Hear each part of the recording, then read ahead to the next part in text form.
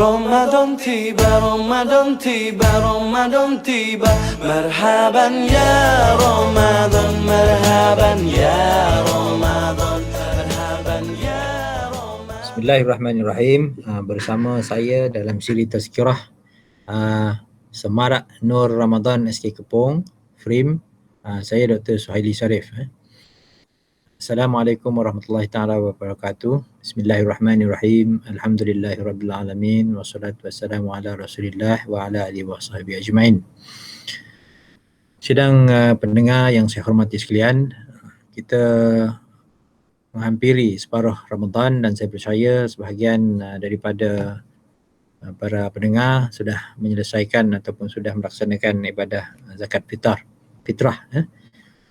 Baik, walaupun begitu, walaupun zakat fitrah ini kita laksanakan setiap tahun, saya percaya eloklah juga kalau kita mengingat semula apa sebenarnya ibadah ini, bila dia diwajibkan dan kenapa kita melaksanakan ibadah tersebutlah. Baik, ibadah ini ataupun zakat fitrah ini berbeza dengan zakat yang lain, iaitu zakat harta, kerana ianya diwajibkan kepada setiap individu tanpa mengira berapa banyak harta yang dia ada. Berbanding dengan zakat harta, apabila seseorang itu tidak mencukupi nisab, maka dia tidak wajib melaksanakan. Tetapi inilah yang berbeza dengan zakat fitrah, di mana semua orang ini adalah satu di mana satu zakat ataupun sedekah yang wajib yang dilaksanakan tanpa mengira siapa mereka, asal mereka Muslim. Baiklah, sebenarnya zakat fitrah ini diwajibkan sekitar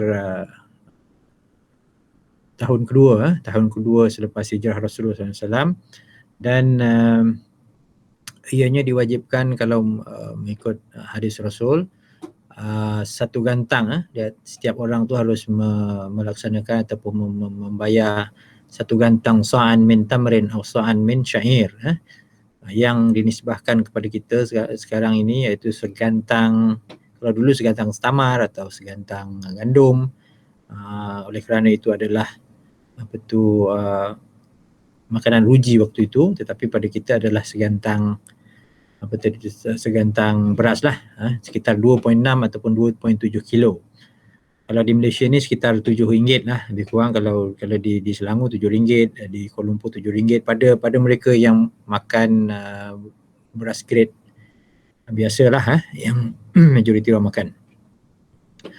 Oleh siapa sebenarnya yang wajib, selain daripada semua orang ni, sebenarnya semua orang yang hidup pada kedua-dua bulan, yang hidup dan pada kedua bulan, iaitu merasai bulan Ramadan dan juga bulan Syawal.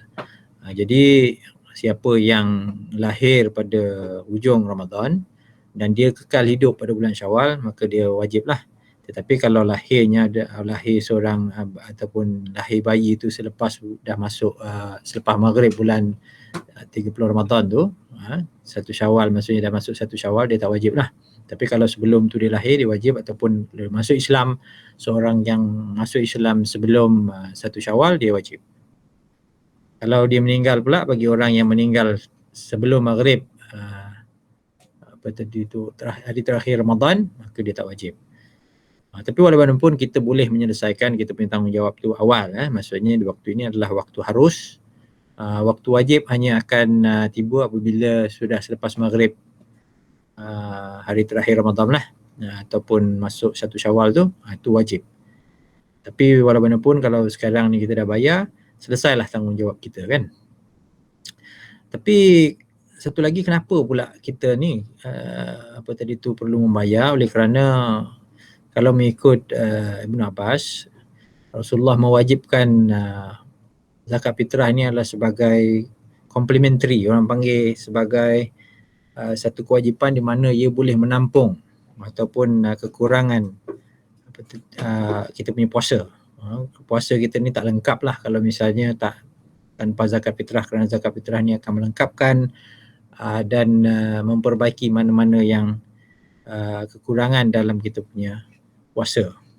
Sidang pendengar yang saya hormati, Oleh kerana masa yang tidak begitu panjang, saya rasa apa yang penting pada kita adalah selain daripada kita melaksanakan tanggungjawab kita, berkenaan zakat ini seharusnya kita mengetahui dan kita cuba mempelajarilah kembali kenapa suatu ibadah itu diwajibkan, apakah syarat-syarat dan apa saja yang kaifiat dan sebagainya, supaya ibadat kita itu kita laksanakan sebagai benar-benar memahami suatu ibadat dan bukan hanya mengikut-ikut ataupun yang akhirnya dikira sebagai adat saja. Walaupun kewajipan itu mungkin selesai, tetapi dengan memahami sesuatu ibadat itu dengan lebih terperinci, insya-Allah dia akan meningkatkan keimanan kita dan memudahkan kita sebenarnya, memudahkan dan juga menjadikan kita lebih komit dengan agama itu.